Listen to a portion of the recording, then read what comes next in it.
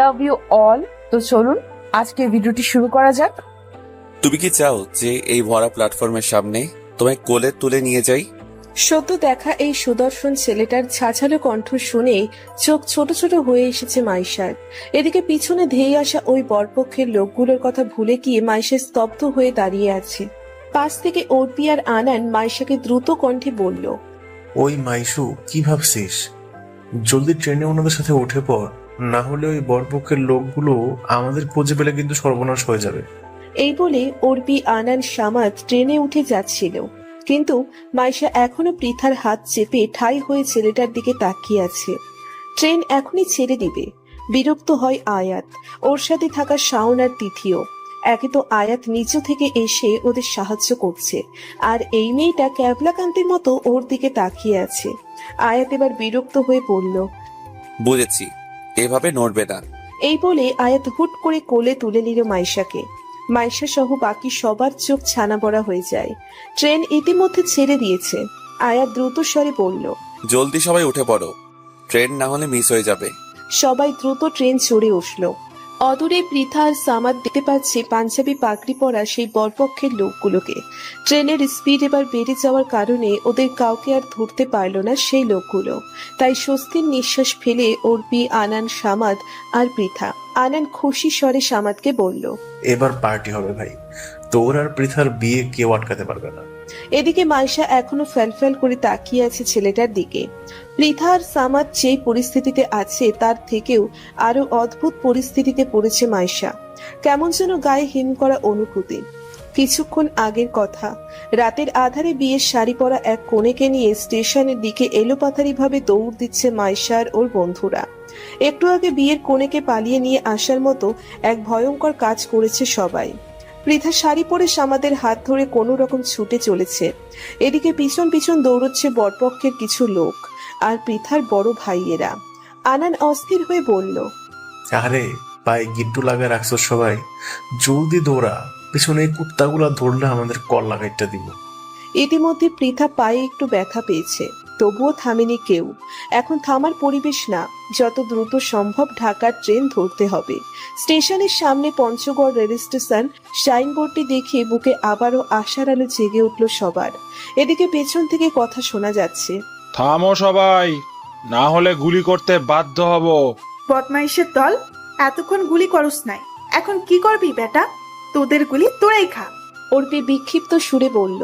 অন্য সময় অর্পি একথা বললে সবাই হাসিতে হুমড়ি খেয়ে পড়ত, কিন্তু এখন হাসার সময় না। প্ল্যাটফর্মের জনসম্মুখের ভিড়ে লুকিয়ে পড়ল সবাই। এদিকে ওই লোকগুলো হন্যে হয়ে ওদের খুঁজছে। স্টেশনের কিছু লোকজন ড্যাব ড্যাব করে তাকিয়েছিল বিয়ের শাড়ি পরা পৃথার সাথে ওদেরকে এভাবে দেখে। সামাদ তড়িঘড়ি করে বলল, ঢাকার ট্রেন কোনটা আনান? জলদি উঠে পড়তে হবে তো। Any problem? হঠাৎ কারো শীতল কণ্ঠ শুনে পিছে পড়ল সবাই। লম্বাটে মুখাকৃতির এক সুদর্শন ছেলে হাতে পেপসির বোতল নিয়ে দাঁড়িয়ে আছে, কাঁধে একটা মাউন্টেন ব্যাগ। ছেলেটার সাথে রয়েছে আরো দুজন তার সমবয়সী যুবক যুবতী। পৃথা এবার কাতর গলায় বলল, ভাইয়া একটু জলদি বলবেন যে ঢাকার ট্রেনটা কোথায়? পালিয়ে এসেছো বিয়ের আসর থেকে? ও হ্যাঁ। ট্রেনে উঠলেই হবে? টিকিট না থাকলে ট্রেনের কন্ডাক্টর মশাই ধাক্কা দিয়ে ফেলে দিবে। আপনি আগে বলেন তো যে ঢাকার ট্রেন কোনটা? হই হুল্লোড়ের শব্দ পেয়ে হিম ধরে যায় সবার। এখানে কিছুক্ষণ দাঁড়ালে যে কোনো মুহূর্তেই লোকগুলো দেখে ফেলবে। আনান ছেলেটাকে বলল, ভাইয়া টিকিট পরে দেখবো না, আগে ট্রেনে উঠে নেই। ওই কন্ডাক্টর মশাইয়ের থেকে এরা বেশি ভয়ঙ্কর। বুঝতে পেরেছি। আয়াতের সাথে থাকা শাওন এবার বলল, আমার সাথে চলো তাহলে, আমাদের ফার্স্ট ক্লাস কেবিনে তোমাদের ব্যবস্থা করে দিবনি। ওদের কথা শুনে অবাক হলো মাইশা আর ওর বন্ধুরা। এরকম পরিস্থিতিতে যে এভাবে সাহায্য পেয়ে যাবে ওরা এটা ভাবতে পারেনি। সবাই তিথির পিছন পিছন যাওয়ার জন্য প্রস্তুত হলেও মাইশা স্থির হয়ে দাঁড়িয়ে আছে। আয়াত তা দেখে বলল, তুমি কি চাও যে এই ভরা প্ল্যাটফর্মের সামনে তোমায় কোলে তুলে নিয়ে যাই? বর্তমান থাপ্পড়ের তুখর শব্দ উত্তপ্ত হয়ে উঠল ট্রেনের বিলাসবহুল এই কেবিনটি। ট্রেনের ঝকঝক শব্দের থেকে আয়াতের গালের থাপ্পড়ের শব্দটা কানের মধ্যে অদ্ভুতভাবে বেজে উঠছে। ইতিমধ্যেই মাইশা কষিয়ে একটা চড় মেরেছে আয়াতকে। কেবিনের ভিতরে সবাই ড্যাব ড্যাব করে তাকিয়ে আছে ওদের দুজনের দিকে। আয়াতের মাথায় ধপ করে এবার আগুন জ্বলে উঠল। জীবনে এত নাম যশ অর্জন করেছে, অথচ কখনো ভাবতে পারেনি যে এমন পুচকে মেয়ের কাছে থাপ্পড় খেয়ে বসবে। আয়াত চিল্লিয়ে বলে উঠল, কি হিসেব করে আমি চর মারলে তুমি? How dare you! ওই মেয়ে, আপনার তো সাহস কম না? কি হিসেবে ভরা প্ল্যাটফর্মের সামনে আমায় কোলে তুলে এখানে আনলেন? তো কি করব আমি? তোমাদের ধরার জন্য ওই লোকগুলো ধেয়ে আসছিল, আর তুমি তো স্ট্যাচু অফ লিবার্টির মতো দাঁড়িয়েছিলা। হ্যাঁ ছিলাম তো, তাই বলে কোলে তুলে নেবেন? আনান এবার মাইশাকে বলল। তুই থাম বোন, ভুলে যাইস না আমরা এখন ওনার কেবিনে আছি। মাইশা আরো জোরে চিল্লিয়ে বলল, তো কি হয়েছে? এর জন্য কোলে তুলে নেব? হ্যাঁ, অসভ্য কোথাকার। আপনাদের মতো ছেলেদের ভালো মতো চিনি, একটু হলেই মেয়েদের সাথে লুতুপুতু করতে মন চায়। আয়াতের চোখ মুখ এবার লাল হয়ে গিয়েছে, এক কথায় ভয়ঙ্কর ভাবে ক্ষেপে গিয়েছে। আয়াতকে এভাবে রেগে যেতে দেখে শাওন বিড়বিড়িয়ে বলল, হয়েছে কারণ এবার এই মেয়েটা শেষ। ওখান থেকে যেতে চাও নাকি এই মেয়েটাকে এখান থেকে তাড়িয়ে দিবে? আনান থতমত গলায় বলল, কি? আমি কি নাইজেরিয়ান ভাষায় বললাম? হয়তো তোমরা যাও, না হলে এই ইডিয়েট মেয়েটাকে যেতে বলো। মাইশা বলল, শুধু আমি কেন, আমরা সবাই যাব। আপনার মতো অসভ্যের কাছে কাউকে রাখবো না। ভেবে নিও কিন্তু এই পুরো ক্যাবিনেটটা আমাদের বুক করা। এখানে 10 জন হলেও কোনো কন্ডাক্টর কিছু বলবে না, কারণ ক্যাবিনেটের টিকিট আছে আমার কাছে। যদি বাইরে গিয়ে টিকিটহীন প্যাসেঞ্জারের মতো তোমরা ধরা পড়ে যাও, অবস্থা খারাপ হয়ে যাবে কিন্তু।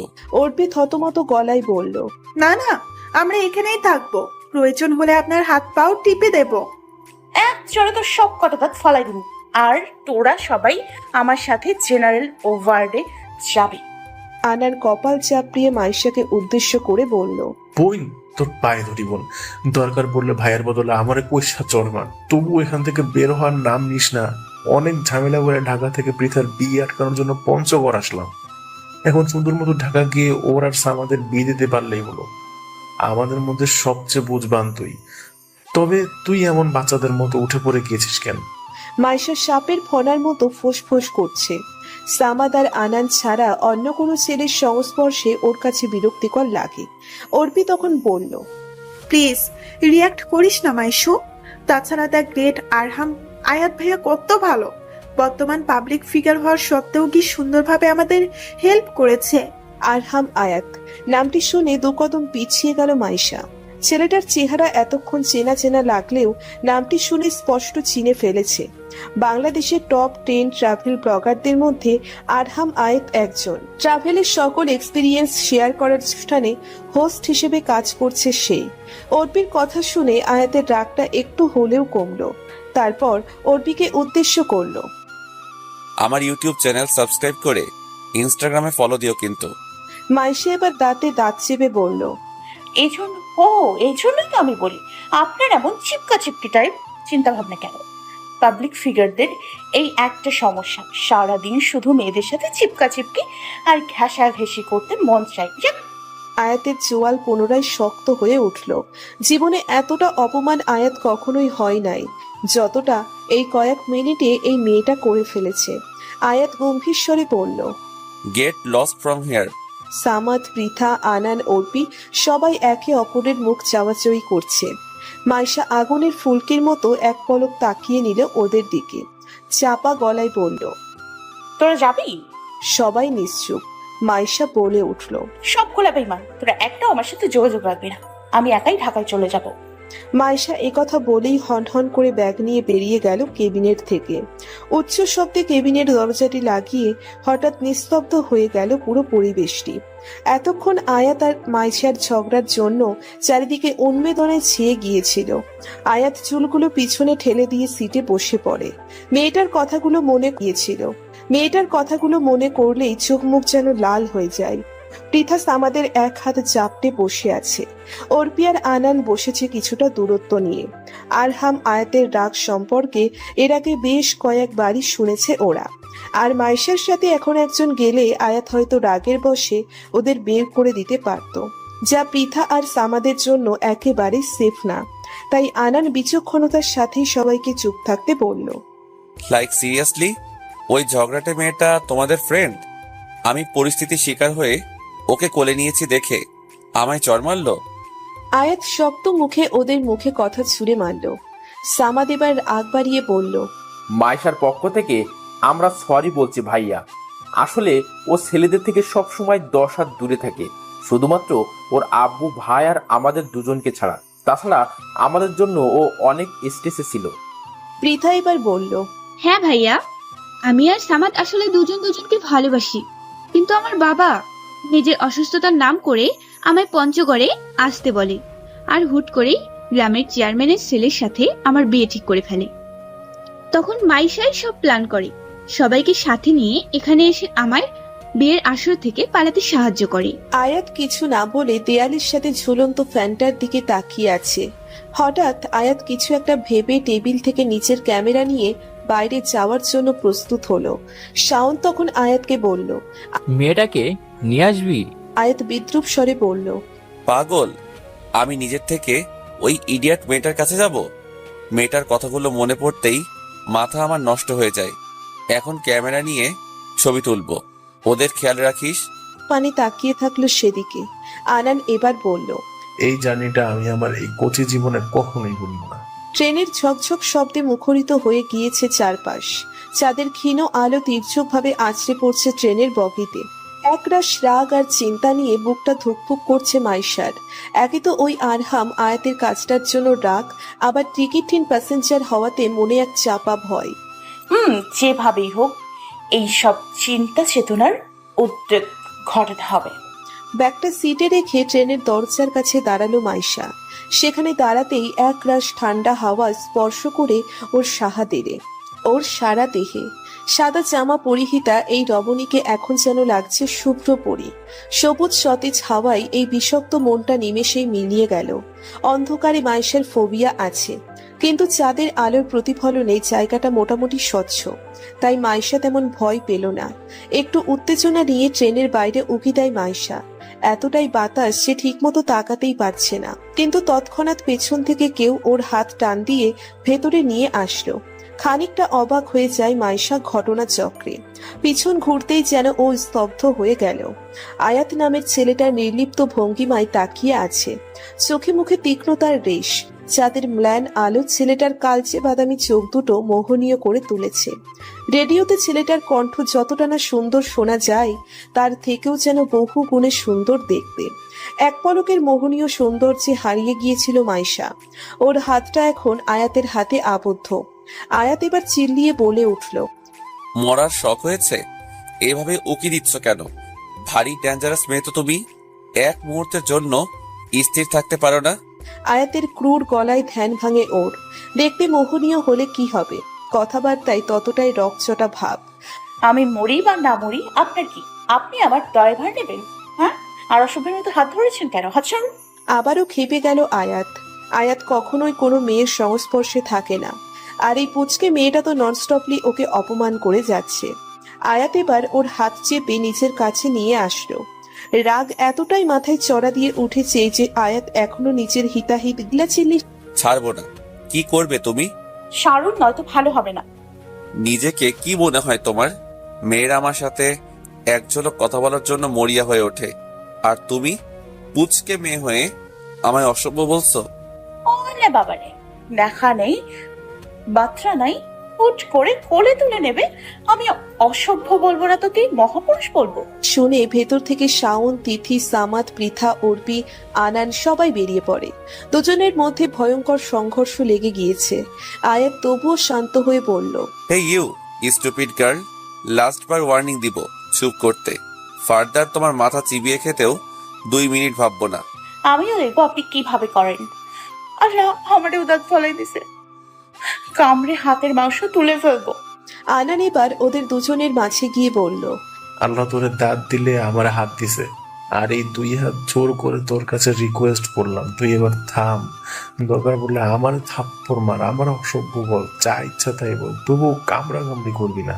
আয়াত এবার কোনো মতে নিজের রাগ দমিয়ে মাইশাকে বলল, তোমার ফ্রেন্ডের জন্য তোমায় ছেড়ে দিলাম, না হলে এই আরহাম আয়াত তার অপমান করা ব্যক্তিকে কখনোই ছাড়ে না।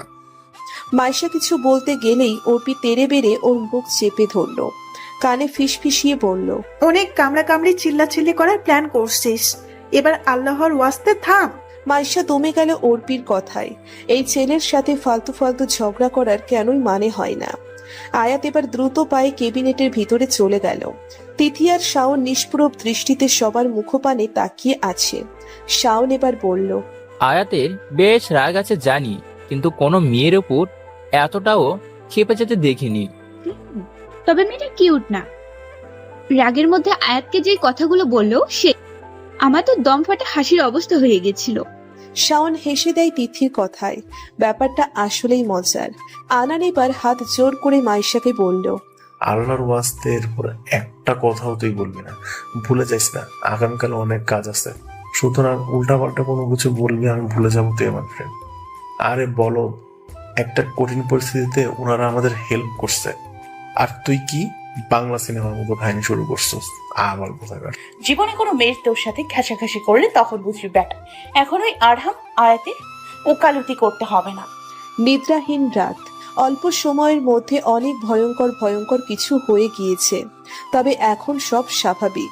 সবাই খোশ গল্পে মেতে উঠলেও চুপ আছে মাইশা আর আয়াত। অর্পি মাইশার কানে ফিসফিসিয়ে মাইশাকে বলল, দোস্ত, তুই কেমনে পারলি এই হ্যান্ডসাম ছেলেটাকে অসভ্য বলতে? আমারে কোলে নিলে আমি খুশিতে নাগিন ডান্স নিতাম। ইয়া, আমি মরে গেলেও এসব লুচু বাঘের দিকে চোখ তুলে তাকাবো না। লুচ্চা বদনা একটা। তুই কি জানিস যে তোকে বিয়ের আসর থেকে নিয়ে আসতে গিয়ে আমাদের জান পালাই পালাই করছিল? মাইশা সরু চোখে বলল পৃথাকে। পৃথা এখনো বিয়ের শাড়ি পরা অবস্থায় বসে আছে। অন্য কোনো সময় এমন ভারী সাজ বেশ অসহ্যকর লাগলেও এখন পৃথার মনে শান্তি। হয়তো জীবনের বড়সড় এক শঙ্কা থেকে পালিয়ে আসার জন্য এমন মনে হচ্ছে। পৃথা মিহি গলায় বলল, এভাবে বলছিস কেন? আনান এবার ভ্রু কুচকে বলল, তো কিভাবে বলবে ও? তোর বাপ ভাইগুলো আস্ত একটা রাম ছাগলের খামার, তুই জানোস? তাহলে কিভাবে ওই 44 বছরের বুইরা বেটার লগে তোর বিয়ে দেওয়ার জন্য উঠা পড়ে লাগলো? আর বেটারও নাইলে কি অনার্সে পড়ুয়া এক কোচি মেয়ের সাথে বিয়ে করবো? আইসে বিয়ের শখ কত। আমার এক নানি আছে, জামাই মশে 10 বছর আগে। সেই মহিলার লগে বিয়ে দিলে পুরাই ফুলপুলি ছুটি হইব।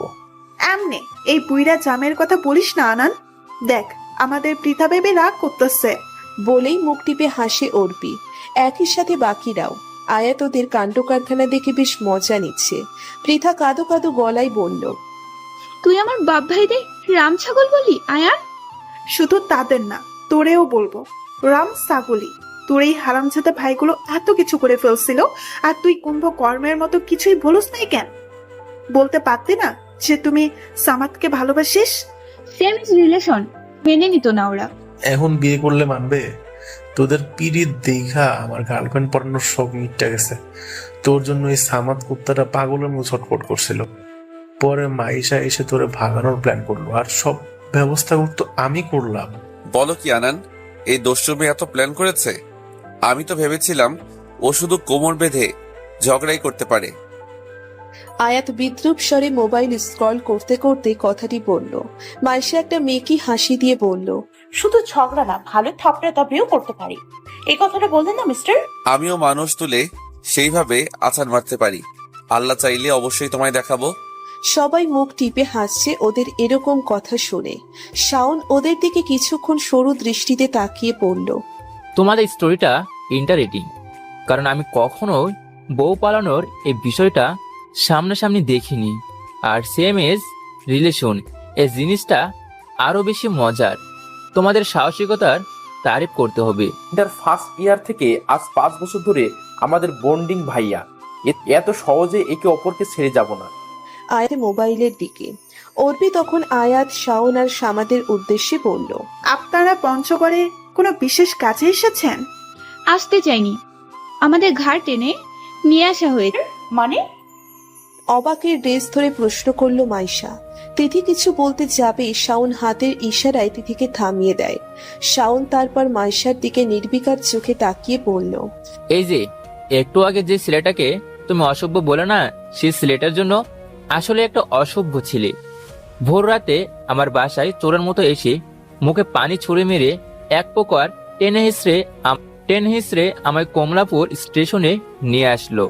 আমরা তখনও থম মেরে ছিলাম যে হচ্ছেটা কি। পরে শুনি এই ভর ঘুরে আয়াত মশাই মাঝরাতে কাঞ্চনজঙ্ঘা দেখার শখ হয়েছে। আয়াত সামাদের কথা শুনলেও কোনো প্রতিক্রিয়া দেখালো না, কেননা সামাদি একমাত্র মানুষ যার সাথে আয়াত কখনোই উচ্চস্বরে কথা বলে না বা চেষ্টাও করে না। কাঞ্চনজঙ্ঘা এটা আবার কি? মাইশা প্রশ্ন করলো শাওনকে। ঢাকা থেকে পঞ্চগড়ে এই মেয়ে নাকি বউ পালানোর জন্য এসেছে, আর এখানকার সবচেয়ে আকর্ষণীয় স্থান সম্পর্কেই নাকি জানে না। Too much strange. আয়াতের বাঁকা কথায় ক্ষিপ্ত হয়ে যায় মাইশা, আবারও গর্জে বলে, এই মেয়ে করছেন কেন? আমার নাম আছে। আবারও এই মেয়ে ডাকলে আবার মোবাইল ছুঁড়ে ফেলে দিব। পরিস্থিতি আবার গরম হয়ে ওঠার আগেই সব সামলে নিল শাওন। মাঝে মাঝে আয়াতের এইসব এরোগেন্ট কাজকর্মের জন্য চিন্তা হলেও এখন আর ভ্রুক্ষেপ করে না। শাওন প্রখর গলায় আয়াতকে বলল, এরকম করছিস কেন তুই? চুপচাপ মোবাইল চালা, নয়তো ঘুমিয়ে পড়, কথা বাড়াবি না। তোর কথা কোন জন্মে শুনছি আমি? তুই তোর কাজ কর, আমি আমার কাজ করছি। আয়াতের কথায় পাত্তা না দিয়ে শাওন আবার মাইশার দিকে তাকালো, তারপর বলল যে, কাঞ্চনজঙ্ঘা একটা পাহাড়ের নাম যা ইন্ডিয়ার বর্ডারের সামনে আছে। সকালে এর মোহনীয় রূপ যে কাউকে আকৃষ্ট করতে বাধ্য। আর এর এক ঝলক সৌন্দর্য বাংলাদেশের পঞ্চগড় জেলা থেকে চমৎকারভাবে দেখা যায়। আর আমাদের আয়াত মশাই এটাই দেখার জন্য আমাদের সুবল মেরে এখানে নিয়ে আসে। আপনার ভ্রমণ করতে খুব ভালো লাগে ভাইয়া? পৃথা আয়াতকে প্রশ্ন করে। ট্রাভেলিং আমার এক প্রকার নেশা। অনার্সে পড়াকালীন সময়েই আস্তে আস্তে এসব শুরু করি। আর আমার টুরমেট বানাই শাওনকে। ইউ নো হোয়াট, শাওন আমার ভাইয়ের চেয়েও বেশি। লাইফের এক একটা সুন্দর মোমেন্ট আমি দুইটা জিনিসের সাথে উপভোগ করার চেষ্টা করেছি। One is my family and other Shaon. Maisha থাই ফুটে উঠেছে এক রাশ মুগ্ধতা। মাইশা সবার চোখের আড়ালে একটা মিহি হাসি ফুটিয়ে তোলে এমন আড়ষ্ট কণ্ঠ শুনে। ছেলেটার কথাবার্তা এতটাও করলা টাইপ না যতটা মনে হয়, আবার মনে হয় যে এই ছেলের থেকে হয়তো করলাও মিষ্টি। আপনারা কি ট্রাভেলিংটাকে ক্যারিয়ার বানানোর ইচ্ছে ভাইয়া? এখনো অমনভাবে ভাবিনি। মাস্টার্স ফাইনাল দেব, আপাতত এক্সামের আগে এটাই আমার লাস্ট ট্যুর। আর রেডিওতে আমি জাস্ট পার্ট টাইম আরজি হিসেবে কাজ করি, তবুও তারা আমায় হাতছাড়া করতে চাচ্ছে না। তাই এটাই আপাতত টার্গেট রাখি, বাকি সব আল্লাহ ভরসা। আপনার কণ্ঠ ভাইয়া নেশা ধরানোর মতো। এরকম সুন্দর কণ্ঠের মানুষ যে নাকি প্রতি রাত্রি পপুলার টপ 10 ট্রাভেল ব্লগারদের মধ্যে আছে, তাকে কেউ হাতছাড়া করতে চায়? অর্পি খুশিতে কদাচিৎ হয়ে কথাটি বলল। আয়াত মুচকে হেসে মোবাইল স্ক্রল করে যাচ্ছে, যেন অর্পির এই কথাগুলো ওর জন্য নিয়মিত বাণী। মাইশা এবার জানালার দিকে বাইরে তাকালো। অন্ধকারের হাতছানিতে আকাশে ক্ষণে ক্ষণে মেঘ গর্জে উঠছে। হয়তো সামনের সময়টাকে বৃষ্টির ঢল নামবে। পরিবেশটা খারাপ না, নিত্য নতুন সাধারণ দিনের মতো এটা হলেও সদ্য পরিচিত এই মানুষগুলোর প্রতি ওর অনুভব হচ্ছে প্রবল কৌতূহল। এটা কি তবে নতুনভাবে কোনো কিছু সূচনার ইঙ্গিত হবে? নিরবিচ্ছিন্ন রাত, কেবিনেটের সবাই গভীর ঘুমে মগ্ন। সারা রাত বৃষ্টির ঢল নামার পর শেষ প্রহরে অনুভব হচ্ছে শীতলতা। মাইশা আছে সেখানে, এখন কাজ চলছে। মাইশা জানালা দিয়ে হালকা উঁকি মারল প্ল্যাটফর্মের দিকে। তেমন জনমানব নেই। ট্রেন থেকে কিছু মানুষ নেমে এদিক ওদিক ঘুরছে। বৃষ্টির কারণে রাস্তা কেমন যেন পিচ্ছিল। এক পলক সবার দিকে তাকিয়ে নিল মাইশা। প্রচন্ড বাইরে যেতে ইচ্ছে করছে, কিন্তু সবাই ঘুমের তলদেশে। তাই আনানের বাহুতে হালকা ধাক্কা দিয়ে মাইশা ফিসফিসিয়ে ডাকলো, আনান। সামাদের কাঁধে মাথা দিয়ে যেন মরার মতো ঘুমিয়ে আছে। মাইশা আবারও ডাকলো, আরে ওই আনান। মিহি কণ্ঠ শুনে হালকা একটু নড়ে উঠল আনান। ঘুমে ঢুলুঢুলু হয়ে হঠাৎ বলে ফেলল, আম্মু আমি বিয়া করবো না। চোখে সূক্ষ্ম ভাঁজ পড়ল মাইশার, মুখে বিরক্তির ছাপ স্পষ্ট। ইচ্ছে করছে আনানকে ঠাটিয়ে চর মেরে দিয়ে এসব দেহভূত উড়িয়ে দিতে। মাইশা বিড়বিড়িয়ে বলল, ব্যাগ নিয়ে সন্তর্পণে কেবিনেটের বাইরে পা রাখলো মাইশা। নিরবিচ্ছিন্ন ভাবে ট্রেন থেকে বের হয়ে একটা সতেজ নিঃশ্বাস ত্যাগ করলো। বৃষ্টির আমেজের কারণে ঝিরিঝিরি ঠান্ডা হাওয়া বইছে। হঠাৎ মাইশার হুমায়ুন আহমেদের শ্রাবণ মেঘের দিন উপন্যাসের ছোট্ট একটি লাইন মাথার মধ্যে ঘুরপাক করতে থাকে। যদিও সম্পূর্ণ মনে না থাকায় জিনিসটি স্মৃতিতে আনতে চাইল না মাইশা। উপরের ঠোঁট দিয়ে নিচের ঠোঁট চেপে গভীরভাবে আশপাশ তাকাতেই দেখতে পেল স্টেশনের শেষ প্রান্তে ছোট্ট একটি চায়ের দোকান। চমৎকার, আসলে ও এই জিনিসটাই অন্তরে অন্তরে খুঁজেছিল।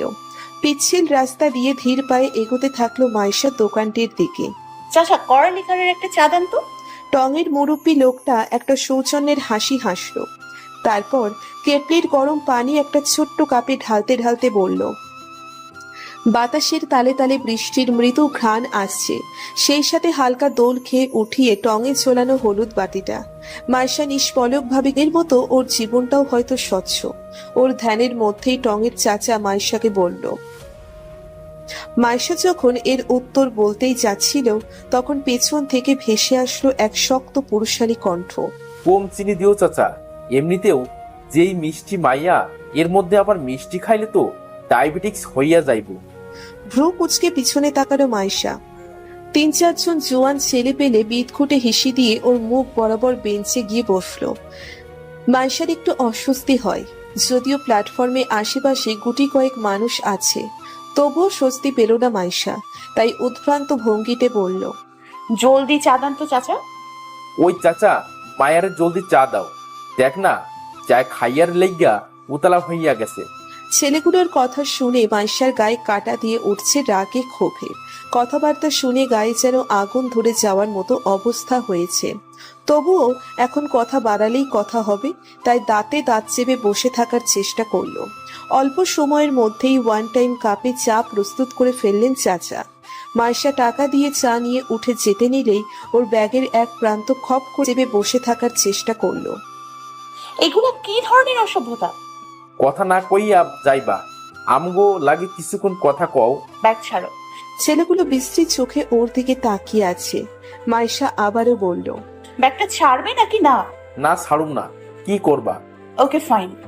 মাইশা এক মুহূর্ত অপেক্ষা না করে হাতের গরম চাটা যে ওর ব্যাগে ধরেছিল ওর গলার কাছে ঢেলে দিল।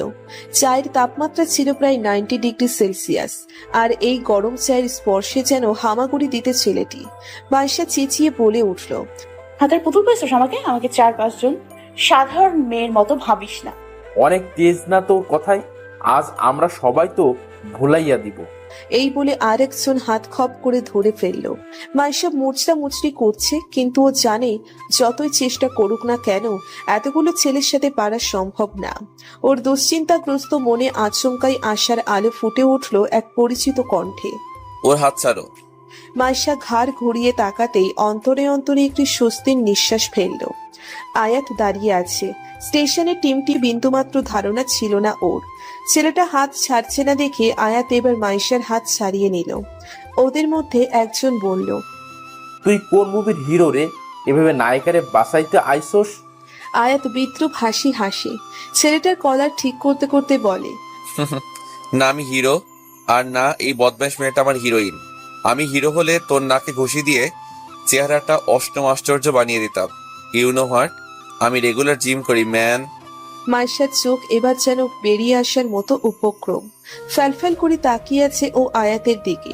ওই ভেবেছিল এখানে ঢিসুম ঢিসুম হবে, আর হলোটা কি? আয়াত এবার বলে উঠল, এই মেয়েটার মধ্যে কি আছে হ্যাঁ? জানো, ও একটা জঙ্গলি বিড়াল। একটু আগে তোমারই এক সাঙ্গকে গরম চা ছুঁড়ে মেরেছে। তো ভাবো আর কি কি করতে পারে।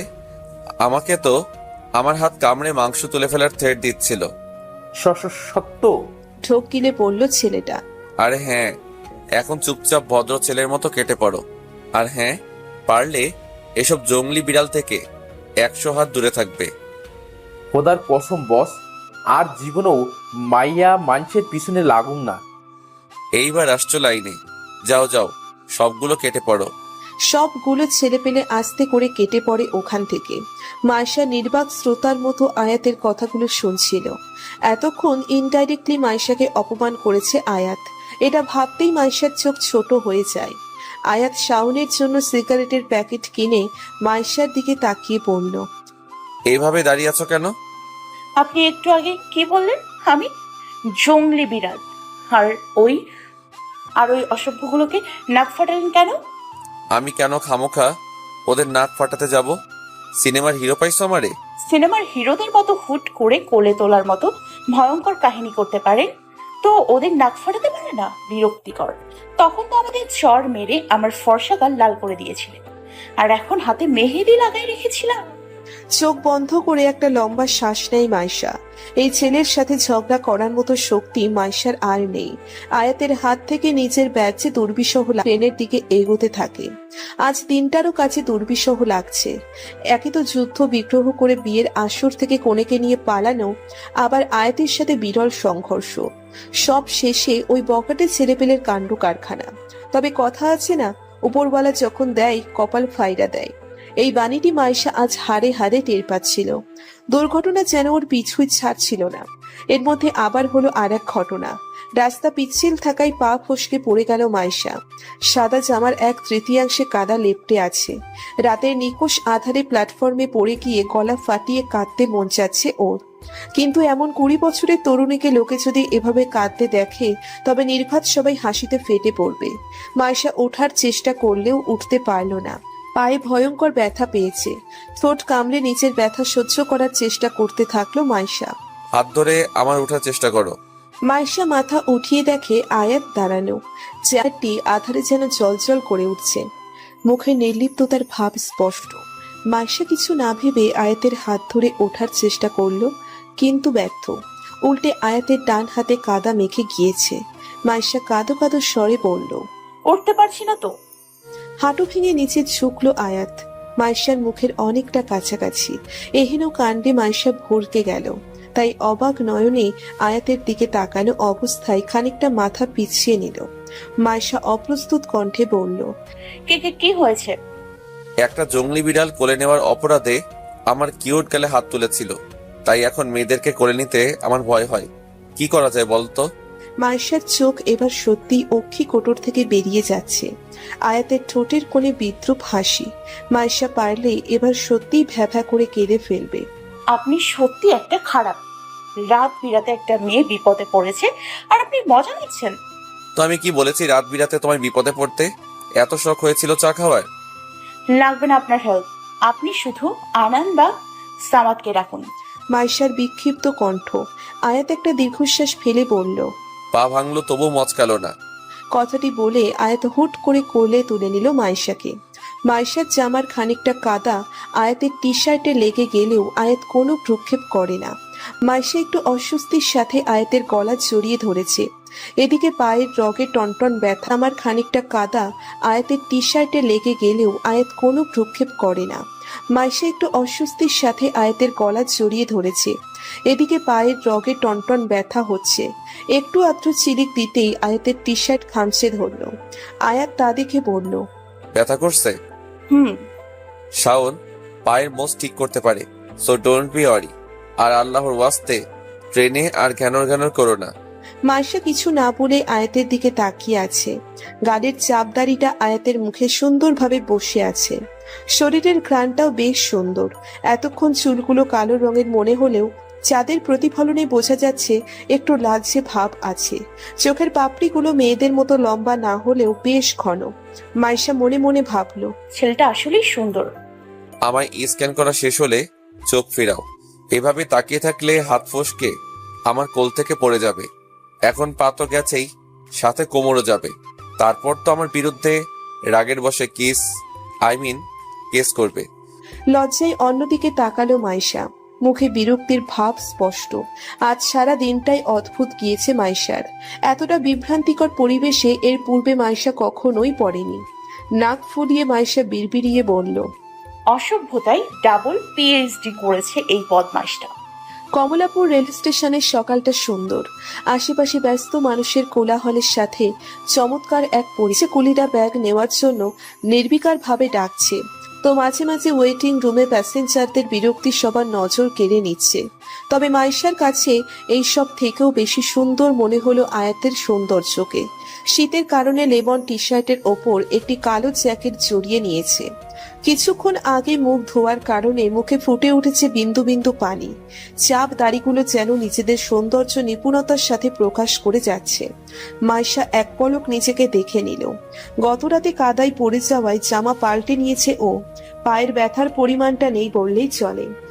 এর ক্রেডিট দিতে হবে আয়াতের ফ্রেন্ড শাওন ভাইকে। আয়াতের মতো ডেসপারেট মানুষের সাথে এমন ছেলের এত গভীর বন্ধুত্ব কি করে সম্ভব, মাইশা যেন ভেবে তার কুল কিনারা পেল না। পৃথার এখনো বিয়ের শাড়ি পরা, বলাই বাহুল্য পৃথার কোনো জামা না থাকায় অগত্যাই এই শাড়ি পরে আছে। এখন কোথায় যাবে তোমরা? শাওনের প্রশ্নে দৃষ্টি নিক্ষেপ সামা ডিরেক্ট কাজী অফিস। এই নিব্বা নিবির ফটোফট দিয়ে দিতে হইব। কেন, কাজী অফিস মধুচন্দ্রিমায় যাবে নাকি? আনান, পৃথা, অর্পি, মাইশা সবাই বিস্মিত চোখে আয়াতের দিকে তাকায়। আয়াতের চোখের তেজস্ক্রিয়তা স্পষ্ট। ঠোঁট দুটো চেপে এমন ভঙ্গিতে দাঁড়িয়ে আছে যেন গভীর কিছু একটা ভেবে নিয়েছে। আয়াত আবার বলল, এখন কাজী অফিস যাবে না, যাবে যে কোনো সেফ একটি চনে, যেখানে পঞ্চগড়ের সেই লোকগুলো বিন্দুমাত্র টের পাবে না। So think it deeply and don't make a stressful decision. আয়াতের বুদ্ধিমত্তায় অভিভূত হলো ওরা। ব্যাপারটা আসলেই ভেবে দেখতে হবে। একটা ভুল পদক্ষেপ অনেক বড় ঝামেলা ক্রিয়েট করতে পারবে। তিথি তখন বলল, বিয়েটা এখন ফ্যাক্ট না, ফ্যাক্ট হলো তোমাদের সেফ থাকা। সো আই থিংক আয়াত সেড রাইট। আয়াত কিছু না বলে কিঞ্চিত হাসল। চোখের পাপড়ির ঘন পল্লবে ওকে দেখতে লাগছে অমায়িক। মাইশা গহীন দৃষ্টিতে ওর মুখের দিকে কিছুক্ষণ তাকিয়ে থাকলো। কেউ বলতেই পারবে না এই ছেলের মধ্যে কোনো আড়ষ্টতা ভাব আছে। অর্পি তখন আয়াত, শাওন আর তিথির উদ্দেশ্যে বলল, আপনাদের অনেক অনেক ধন্যবাদ। আজ আপনাদের জন্যই আমরা সেফুলি ঢাকায় ব্যাক করেছি। You are most welcome. Tithi মিষ্টি হাসি দিয়ে বলল, তো তোমরা এখন যাবে কোথায়? আমরা সবাই মিরপুর নামবো, তবে মাইশা আর অর্পি যাবে উত্তরাতে। আয়াত মোবাইলের থেকে চোখ উঠিয়ে ওদের দিকে তাকালো। এক পলক জানতে ইচ্ছে হয়েছিল যে মাইশার বাসা উত্তরাতে নাকি, পরন্তু কিছু ভেবে আর জিজ্ঞেস করলো না। আয়াত তখন মোবাইল পকেটে রাখতে রাখতে বলল, উফ, if all of you have no problem, আমরা তোমাদের পৌঁছে দিতে পারবো। কিন্তু কিভাবে? মাইশার সন্দেহজনিত প্রশ্ন। আয়াত অকপটে উত্তর দিল, অবভিয়াসলি কার ড্রাইভ করে। শাওনের বাবা এখানকার রেল ডিপার্টমেন্টে বড় পদের একজন অফিসার, আর সরকারি গাড়ি থাকতে আমরা কেন টাকা দিয়ে বাড়িতে যাব? অবশ্যই, ফটাফট সবাই বাইরে গিয়ে দাঁড়াও, আমি কার নিয়ে আসছি। গাড়ি শা শা করে ছুটে চলেছে মেয়র মোহাম্মদ হানিফ ফ্লাইওভারের উপর দিয়ে। সরকারি গাড়ি আবার ছোট বিধায় এক প্রকার কাদাকাদি করে বসতে হচ্ছে সিটে। প্রথমে আয়াত ড্রাইভ করছে আর পাশে বসা শাওন, পিছনে বসেছে পৃথা, অর্পি, তিথি আর মাইশা।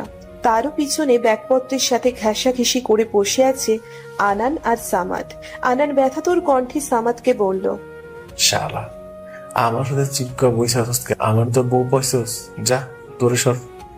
আমার তো আর কাজ কাম নাই যে তোর মতো হনুমানের সাথে আমি বসবো। ব্যাগগুলো তোর মাথায় রাখ, এরপরই আমি দূরে বসতে পারবো। চোখ কি মাথায় মগজে ঢুকাইয়া রাখোস? দেখোস না যে ব্যাগের জন্য আমাদের বেমালুম অবস্থা? আনান নাক সিটকিয়ে হাহাকার করতে লাগলো। আনান আর সামাদের অবস্থা দেখে সবাই মজা নিচ্ছে, সাথে খিলখিলিয়ে হেসে উঠল মাইসা। এই আনান পয়দা থেকেই এমন ছিল, এটা তো অজানা কিছু নয়। কিন্তু আজ বোধ হয় সামাদেরও আনান রোগ হয়েছে। মেঘলা আকাশটা ঢাকার পরিবেশটা আরো চমৎকার করে দিচ্ছে। লানের সৌন্দর্য যেন আধুনিকতার সাক্ষাৎ দিচ্ছে। হঠাৎ সামনের দিকে ব্যাক মিররে চোখ গেল মাইশার। ঘন পাপড়ি বিশিষ্ট কালচে বাদামি চোখজোড়া এক ধ্যানে সামনের দিকে তাকিয়ে আছে। পেছন থেকে মাইশা আয়াতের মুখের এক চতুর্থাংশ দেখতে গেল। পেছন থেকে মাইশা আয়াতের মুখের এক চতুর্থাংশ দেখতে পেল, তবুও যেন দৃষ্টি নেশা হয়ে গিয়েছে ওর। আয়নার স্পষ্ট দেখা যাচ্ছে কিভাবে বারবার উপরের ঠোঁট দিয়ে নিচের ঠোঁট দিয়ে আনমনে ড্রাইভ করছে আয়াত। ইউটিউবের বেশ কয়েকটা ব্লগে আবার ইনস্টাগ্রাম পেজে এই কন্টেন্ট ক্রিয়েটার আরহাম আয়াতকে 2-3 বার দেখা হয়েছিল, কিন্তু সৌন্দর্য বা কাজকর্ম নিয়ে কখনো আগ্রহ জাগেনি মাইশার মনে। তবে এটা মানতে হবে যে আয়াত বাস্তবে এর থেকেও বেশি সুন্দর। গার্লস, আমার স্মোক করতে খুব ইচ্ছা করছে। If you give me a permission, may I? শাওনের অকপটে আবেদনে বিস্মিত হলো সবাই। যেন স্মোক করাটা কোনো ব্যাপারই না। আয়াতের তুলনায় শাওনও কম অংশে সুন্দর নয়। কালো ঘন চুল, শক্ত চোয়াল, ফর্সা মুখের প্রশস্ত হাসি, সব মিলিয়ে একজন সুদর্শন পুরুষ হিসেবে শাওন হয়তো বেস্ট। সাধারণত ছেলের সিগারেট খাওয়াটা কেউ ভালো চোখে না দেখলেও শাওনের ভিন্নতা হয়তো এখানে ফুটে উঠেছে। আয়াত তখন বলে উঠল, এখানে খাইস না ভাই, সামনে টোল দিতে হবে, দেখলে ঝামেলা হবে। Yeah you are right. Shaon স্বতঃস্ফূর্ত কণ্ঠে বলে উঠল। মাইশা এখনো তাকিয়ে আছে ব্যাক মিররে আয়াতের প্রতিবিম্বের দিকে, চোখ যেন কোনো ক্রমে সরছে না। হঠাৎ আয়াতও সেদিকে নজর দিল।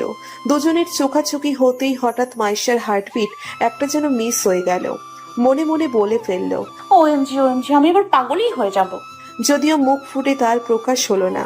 আয়াত অবিন্যস্ত ভঙ্গিতে এখনো আয়নায় মাইশার বড় বড় মায়াবী চোখের দিকে তাকিয়ে আছে। হঠাৎ ওর ধ্যান ভাঙল শাওনের ধাক্কায়। হোয়াট হ্যাপেন আয়াত? ব্যাক মিররে এভাবে কি দেখছিস? লজ্জায় চোখ ফিরিয়ে নিল মাইশা। নিজের মাথায় নিজেরই বাড়ি মারতে মন চাচ্ছে ওর। এতক্ষণ কিভাবে ক্যাবলাকান্তের মতো আয়াতের দিকে তাকিয়েছিল এটা ভাবতেই অদ্ভুত সম্মোহনীতে পড়ে গেল। আয়াত মিররে মাইশার দিকে তাকিয়ে গম্ভীর দৃষ্টিতে শাওনকে বলল, তেমন কিছু না। আয়াতের তেমন কিছু না কথাটার মধ্যেও এক অন্যরকম আকর্ষণ ছিল যা মাইশার শরীরে শিহরণ জাগিয়ে তুলেছে। মাইশা বড্ডই ভাবুক মেয়ে, ছোট্ট একটি বিষয় নিয়েই ভাবনায় মশগুল হয়ে পড়ে। আয়াতের এই ছোটখাটো বিষয়ও মাইশাকে ভাবুক করে তুলেছে। আচ্ছা, এটা আগে এমন ছিল না, তবে হুট করে এক রাতে ব্যবধানে এত পরিবর্তন আসলো কিভাবে? উত্তরার 2 নম্বর সেক্টরটি সুন্দর। প্রতিটি বিল্ডিং এর মাঝেই বড় সড়ো জায়গা খালি রয়েছে।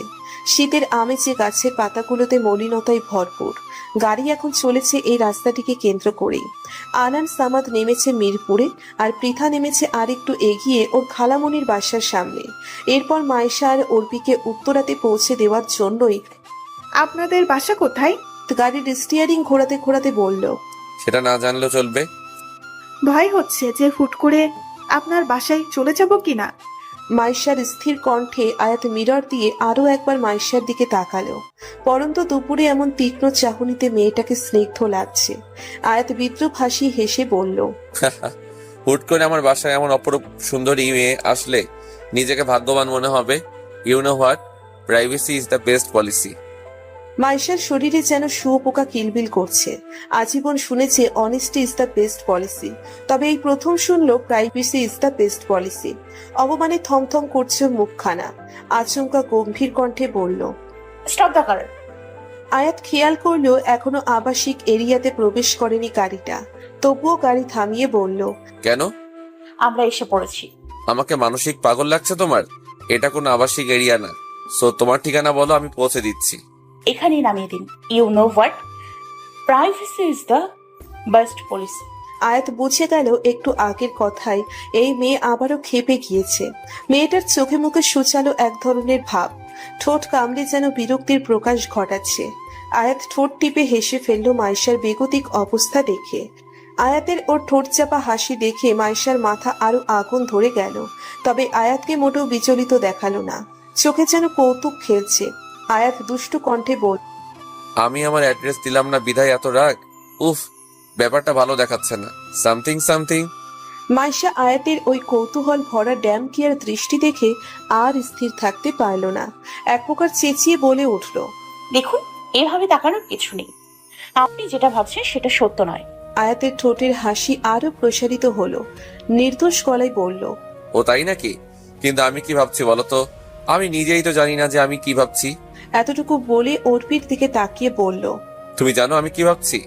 মাইশা আয়াতের ঠাট্টা ধরতে পেরেই অপমানে মুখ থমথমে করে ফেলল। মুখটাতে কেমন যেন কাঁদো কাঁদো ভাব। মাইশা কটমট করে আয়াত নামের সুদর্শন ছেলেটার দিকে কিছুক্ষণ তাকিয়ে অর্পিকে বলল, গাড়ি থেকে বের হবো অর্পি। বলেই মাইশা নেমে পড়ল। অর্পি মাইশার আকস্মিক কাণ্ডে তৎক্ষণাৎ হক চুকিয়ে গিয়েছে। অবাক গলায় বলল, কেন? বিয়ে করে এখানে সংসার করবি নাকি? চল আমার সাথে। অর্পি বিস্ময়ে হা হয়ে রইল, কেননা এই মাইশা ওর অচেনা। এত তুচ্ছ একটা ঘটনায় মাইশা এমন বাচ্চামো করে বসবে এটা বেরিয়ে এলো। মুখে এখনো সেই স্মিত হাসি। মাইশাকে অবাক করে দিয়ে বলল, I have never seen weird girl as you. যেদিকে মেয়েরা আরহাম আয়াত বলতে পাগল না হলেও একবার চোখ বুলিয়ে নিতে চায়, সেখানে তুমি ডিফারেন্ট। জানি না আমাদের দেখা হবে কিনা, but I like your madness. Have a good day. আয়াতের কণ্ঠ সম্মোহিনীর মতো টানছিল মাইশাকে। এর মধ্যে আয়াত গাড়ি নিয়ে চলে গেল উত্তরার সুন্দর রাস্তা দিয়ে। আয়াতের উপর সমস্ত রাগ নিমেষে ডিসেম্বরের হাওয়ায় মিলিয়ে যায়। আয়াতের ঠোঁট টেপা হাসি, চাপ দাড়ি, কালচে বাদামি চোখ সবকিছু রোদের আবরণে দৃশ্যমান লাগছে মাইশার কাছে। কানের কাছে নূপুরের ধ্বনির মতো বাজছে। I like your madness.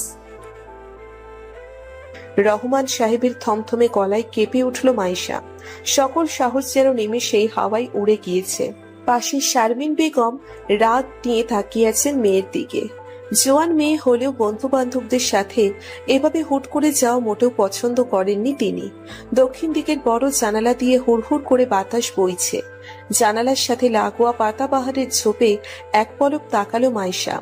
অন্য সময় মুগ্ধতার চোখে সেখানে তাকালেও এখন চিন্তা নিয়ে সেখানেও জানালা দিয়ে হুড়হুড় করে বাতাস বইছে। জানালার সাথে লাগোয়া পাতাবাহারের ঝোপে এক পলক তাকালো মাইশা। অন্য সময় মুগ্ধতার চোখে সেখানে তাকালেও এখন চিন্তা নিয়ে সেখানে তাকিয়ে আছে। তোর আব্বু কিছু বলছে মাইশা, কথা বলছিস না কেন? শারমিন বেগমের ক্রোধিত কণ্ঠে মাইশার হুঁশ ফেরে। ও জানতো যে বাসায় এলে এরকম কোনো পরিস্থিতিই হবে। আব্বুকে বলে ও পঞ্চগড় গিয়েছিল ঠিকই, তবে মেয়ে পালিয়ে নিয়ে আনবে এটা কাউকে বলেনি। গতকাল ভুলবশত আম্মুর ফোন রিসিভ হয়ে যাওয়াতে আম্মু সব ঘটনা বুঝে ফেলে।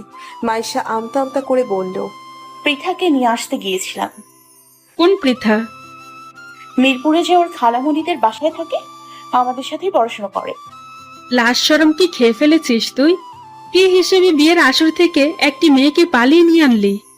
এটাই তোর শিক্ষা? আমার তুমি ফুল বুঝছো। ওর বাবা মা ওকে জোর জবরদস্তি 40 বছর এক বুড়ার সাথে বিয়ে দেওয়ার জন্য উঠে পড়েছিল। আর তাই বিয়ের আসর থেকে এক মেয়েকে পালিয়ে নিয়ে আসার মতো মহৎ কাজ করেছো তুমি, তাই না? বলে উঠলেন রহমান সাহেব। মাইশা নিশ্চুপ। শারমিন বেগমও বিরক্তি নিয়ে তাকিয়ে আছেন ওর দিকে। এ বয়সের ছেলেমেয়েরা খুব ভিন্ন প্রকৃতির হয়। নিজের সকল সিদ্ধান্তকেই ওরা সঠিক আর বিবেক সম্পন্ন মনে করে। শারমিন বেগম দুর্বল গলায় বললেন, মেয়েটা এখন কোথায় আছে? ওর খালামণির বাসায়। ওদের বাড়িতে ঝামেলা হবে না তো যদি মেয়েটার খালামণি ওর পরিবারকে জানিয়ে দেয়? ও নিয়ে টেনশন করো না। মাইশার মলিন গলায় শারমিন বেগম নিরাশ হলেন। একটা দীর্ঘ নিঃশ্বাস বিড়ে বললেন, তোর এভাবে চলাফেরা করাটা উচিত না রে। বন্ধু বান্ধব যেন সুদের মতো তোর জীবনে চক্রবৃদ্ধি হারে বাড়ছে। আর পারলে ছেলের সঙ্গ থেকে দূরে থাকিস, এমনকি আনান আর সামাদ থেকেও। মানছি ওরা তোর কলেজ লাইফের বন্ধু, তবুও সমাজ একটা কথা বলে, ছেলে আর মেয়ে কখনোই বন্ধু হয়ে থাকতে পারে না। এ কথা বলেই শারমিন বেগম মাইশা এখনো ব্যাগ কোলের মধ্যে রেখে মাথা নিচু করে বসে আছে। দক্ষিণা হাওয়াটা হুট করেই যেন শব্দহীন হয়ে গেল। পুরো ঘরটিতে রইল মৌনতা। রহমান সাহেব হালকা কাশলেন। বড় ছেলে নুহাস আর মাইশার একই রকম বৈশিষ্ট্যগুলোতে তিনি বারবার নিরাশ হলেও মেয়েটাকে বড্ড ভালোবাসেন তিনি। রহমান সাহেব এগিয়ে মাইশার মাথায় হাত রাখল। মাইশা মামনি। আব্বুর এই স্নেহের ডাকটা মাইশার অজস্র অভিমানের বাঁধ ভেঙে দিতে পারে। কোমল কণ্ঠে সেদিকে না তাকিয়েই বলল, তোমার আম্মুর মতো তোমায় কখনোই কোনো কাজে আমি বাধা দেইনি। নুহাসের মতো তোমাকেও পূর্ণ স্বাধীনতা দিয়েছি আমি। কখনো কোনো কৈফিয়ত দিতে বলিনি, আজও বলবো না যে আনান বা সামাদের সাথে বন্ধুত্ব নষ্ট করো। তবে একটা কথা দিতে হবে। কি কথা? রহমান সাহেব মাইশার কাছে বসলেন। মেয়েটা ফ্যাল ফ্যাল করে তাকিয়ে আছে বাবার তীক্ষ্ণ চাহনির দিকে। রহমান সাহেব বললেন, জীবনে এমন কোনো কাজ করবে না যাতে একবারের জন্য আমার মনে হয় যে তোমার স্বাধীনতার দেয়াটা আমার সবচেয়ে বড় ভুল ছিল। কখনোই যেন তোমার জন্য আমাকে, তোমার মা আর বড় ভাইকে অপমানিত না হতে হয়। আশা করি এমন কোনো কাজ করবে না।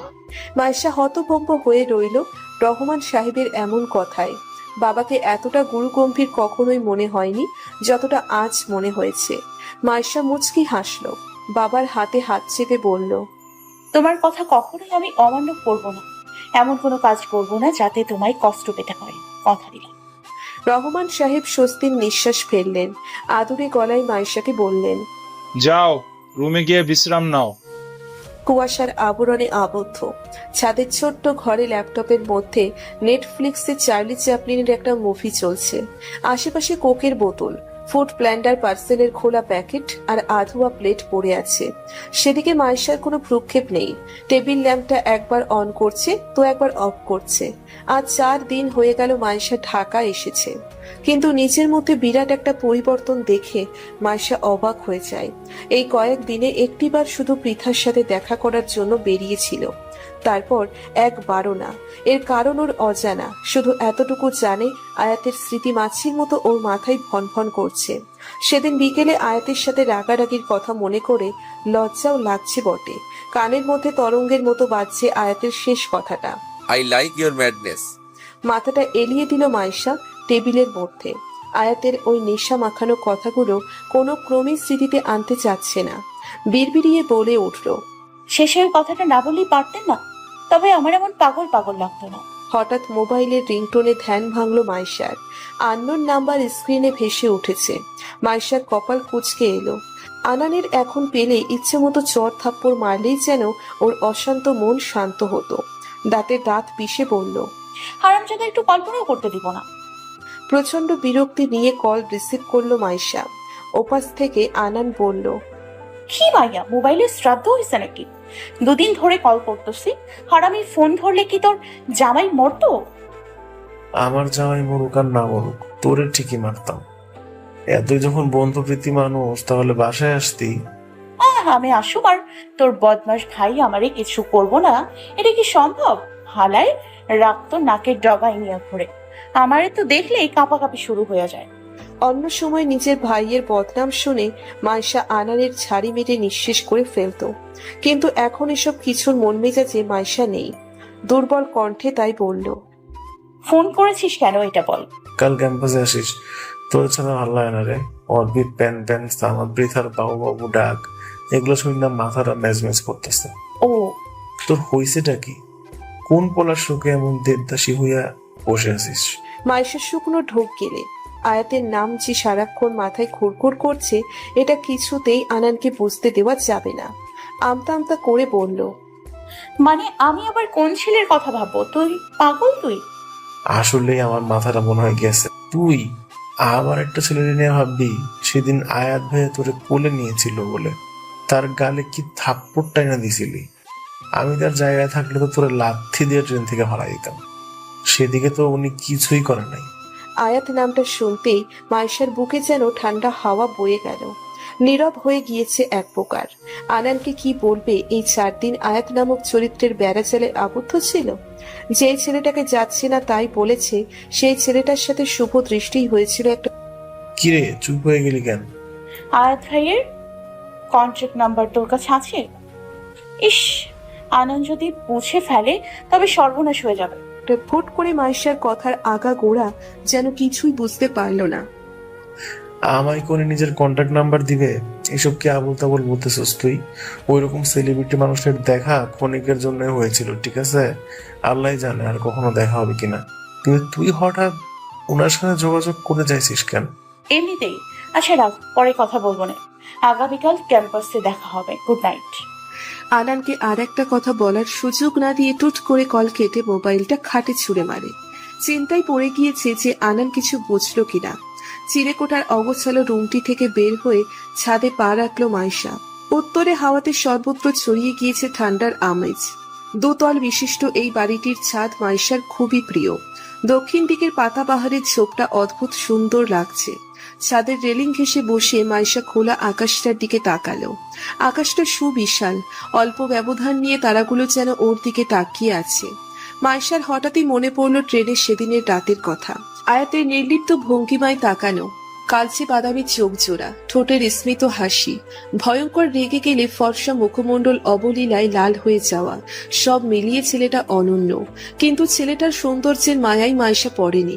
মাইশা হারিয়ে গিয়েছে ওর কথার মায়ায়। বিপদজনক নেশা আছে আয়াতের প্রতিটা কথায়, প্রতিটা ছন্দে। সেদিন গাড়িতে যখন দুজনের চোখাচোখি হলো, তখন তো মাইশার হার্টবিট যেন মিস হয়ে গিয়েছিল। আচ্ছা, ওর কথায় তো ভাবছে কেন মাইশা?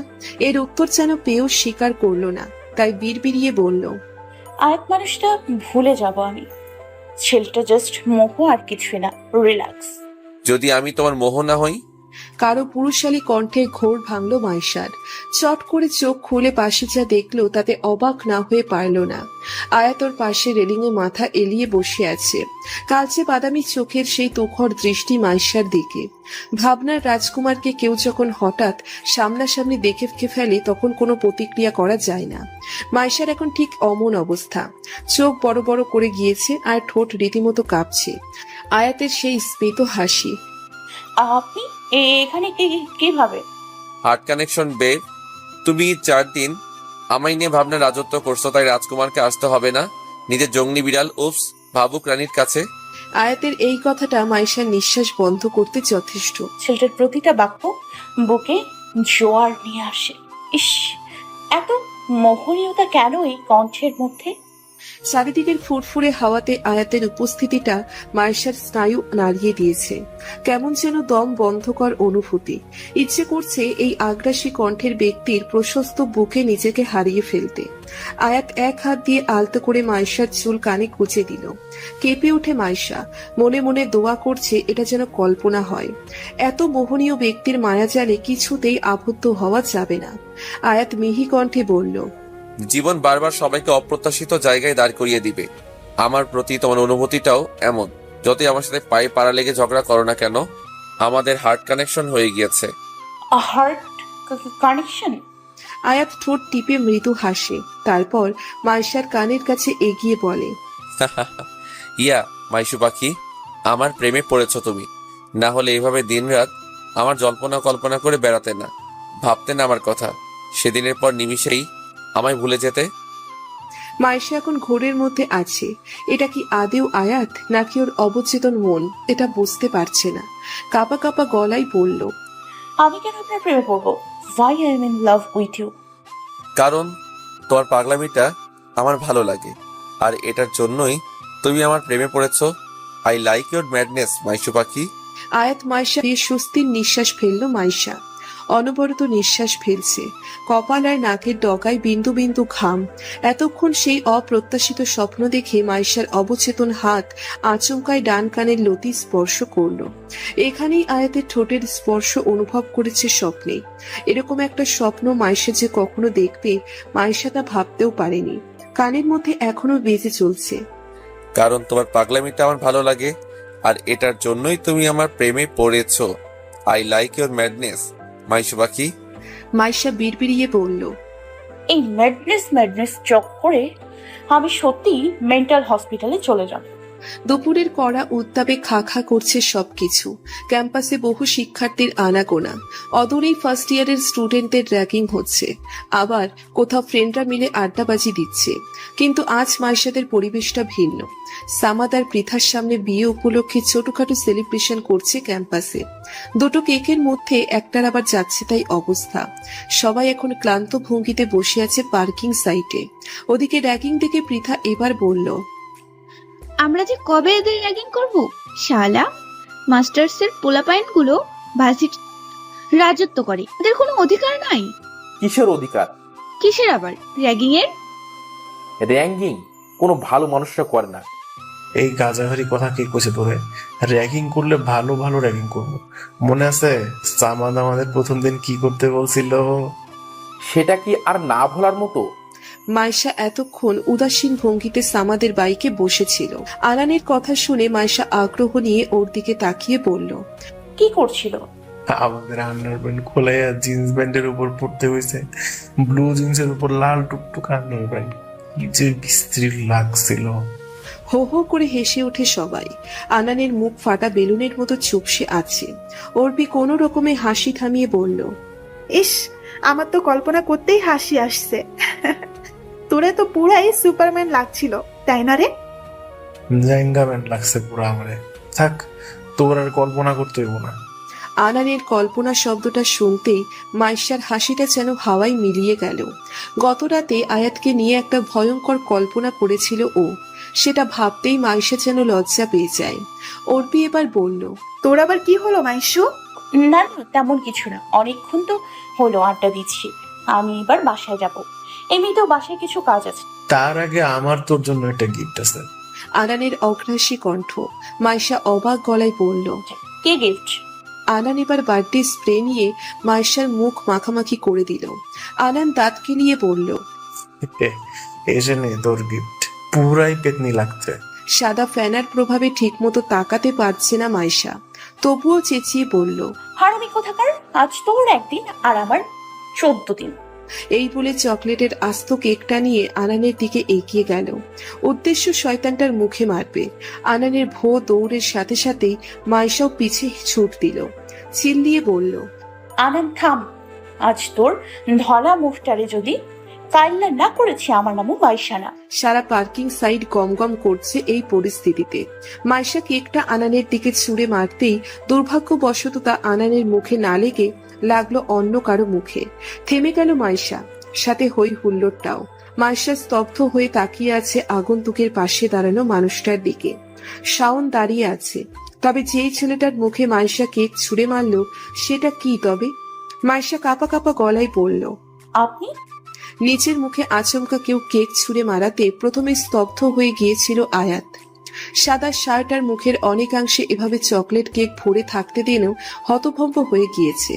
এর থেকেও আরো বেশি অবাক হয়েছে তার মুখ বরাবর দাঁড়িয়ে থাকা মেয়েটার দিকে।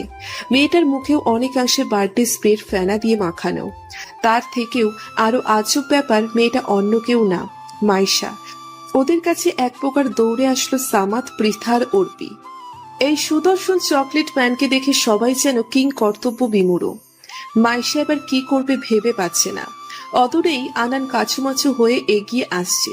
মাইশার ইচ্ছে করছে এই আনানকে এখন ড্রেনে চুবিয়ে মারতে, কিন্তু এখন এই পরিস্থিতি নেই। ব্যতিব্যস্ত হয়ে আয়াতের কাছে এগিয়ে বলল, আই এম সরি। আমি ইচ্ছে করে আপনাকে কেক ছুঁড়ে মারিনি। আয়াতের রাগ হচ্ছে এবার, প্রচন্ড রাগ।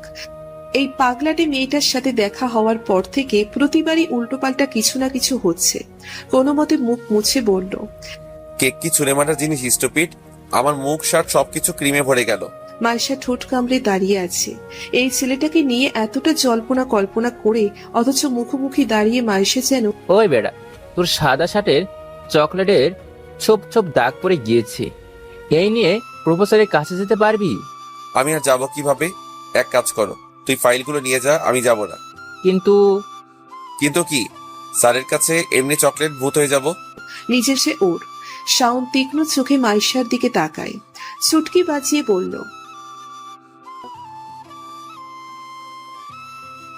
মাইশা কিছু বলতে যাবে, আয়াত চেঁচিয়ে বলল, পাগল হয়েছিস তুই? এমন জঙ্গলি বিড়াল শুধু থাপড়াথাপড়ি আর ছোড়াছুড়ি করে শান্তি পাবে। তবু আজ একে আমি ছাড়ছি না, ওর জন্য আমার ইম্পর্টেন্ট কাজ মিস হয়ে গেল।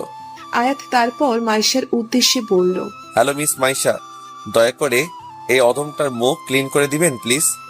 হ্যাঁ হ্যাঁ হ্যাঁ, করছি। মাইশা অপ্রস্তুত হয়ে বলল। মাইশার কোনো কিছু না বলে এগিয়ে গেল আয়াতের কাছে। নিজের হ্যান্ডব্যাগ থেকে টিস্যু বের করে খুব সন্তর্পণে মুছে দিতে থাকলো আয়াতের মুখটা। মুখ মোছার ভান করে মাইশা বেশ কয়েকবার পরখ করে নিয়েছে আয়াতের বিরক্তি মাখা মুখ। ঠোঁট দুটো চেপে এমন ভঙ্গিতে বসে আছে যেন কেক তো না, কাদা লেগে গিয়েছে।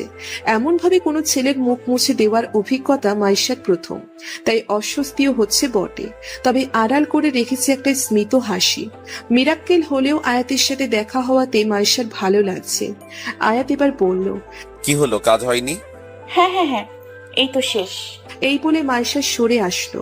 আয়াত নিজের বাইকের ব্যাক মিররের চেহারাটা একবার পরখ করে নিল যে সবকিছু ঠিক আছে কিনা। মাইশা এক কোণে মাথা নিচু করে দাঁড়িয়ে আছে। আয়াত গম্ভীর স্বরে বলল, ইস, মুখটা কেমন আঠা আঠা হয়ে আছে, আজ আবার গোসল করতে হবে। অর্পি এবার মাইশার কাছে এগিয়ে বলল, আরো ছুঁড়ে মারকে, ভাগ্যি শুনে ওই হিসেবে কিছুই বলেননি। আমার কিছু বলবি না, সব ওই আনানের জন্য হয়েছে। কুত্তাটাই সরে গেল কেন? আর যদি ওর জায়গা মতো ব্যথা না দিসি। মাইশা। আয়াতের মোহনীয় কণ্ঠ শুনে হুঁশ ফিরল মাইশার। এই প্রথম আয়াত ওকে নাম ধরে সম্বোধন করেছে, তাই ফটাফট করে উত্তর দিয়ে বলল, জি বলুন। আয়াত ঠোঁট কামড়ে এগিয়ে আসলো মাইশার দিকে। মাথায় যে কোনো ভয়ঙ্কর পরিকল্পনা চলছে তা ভালো মতোই বোঝা যাচ্ছে। মাইশার কৌতূহলটা তার আচমকা নিভে গেল। যতই হোক এই অসভ্যতাটারে নিয়ে কোনো ভরসা নেই। আয়াত তুখর কণ্ঠে বলল, তোমায় কি শাস্তি দেওয়া যায় বলো তো? আয়াতের ঠোঁটের কোণে বাঁকা হাসি। মাইশা ফ্যালফ্যাল করে তাকিয়ে থাকলো কিছুক্ষণ সেই হাসিটার দিকে, তারপর শুকনো ঢোক গিলে বলল, আমি তো সরি বলেছি, তারপরেও আবার কি শাস্তি? আয়াত পকেটে হাত ঢুকিয়ে বলে উঠল, ইউ নো হোয়াট, তুমি ভারী ডেঞ্জারাস মেয়ে। আমার মুখে তুমি কেক ছুঁড়ে মেরেছ আর আমি কিছুই বলবো না, এটা তুমি ভাবলে কি করে? আমি কি ইচ্ছা করে করেছি? আয়াত মাইশার মুখের কাছাকাছি এগিয়ে বলল, আমি কেন মানবো? তুমি তো আমাকে সহ্যই করতে পারো না, আর তাই বোধহয় তুমি। মাইশা কপাল কুঁচকে ফেলে। ছেলেটা যে ওকে এখন রাগাতে চাইছে মাইশা ভালো মতোই তা অনুধাবন করতে পেরেছে। তো বলুন, আমায় কি করতে হবে? দাঁতে দাঁত চেপে বলল মাইশা। আয়াত হাসে, স্বাভাবিক ভঙ্গিমায় বলে, আমার শার্ট যেহেতু তুমি নষ্ট করেছো, তো তোমাকে সাফ করতে হবে। মাইশার চোখ ছানা বড়া হয়ে যায়, অবাক প্রসন্ন হয়ে বলল, হোয়াট? আমি কেন আপনার সাথ ধরতে যাবো? আমার নিজের বউ পাচ্ছেন নাকি? তোমার মতো জঙ্গলি বিড়ালের এই বউ বানালে ছেলেদের জীবন খামচিময় হয়ে যাবে। আর শার্ট কি নিজের বউরে দিয়ে ধোয়? মাঝে মাঝে তো কাজের লোকদের দিয়েও। বলেই আয়াত ঠোঁট টিপে হাসে। মাইশা চোখ রাঙানি দিয়ে বলল,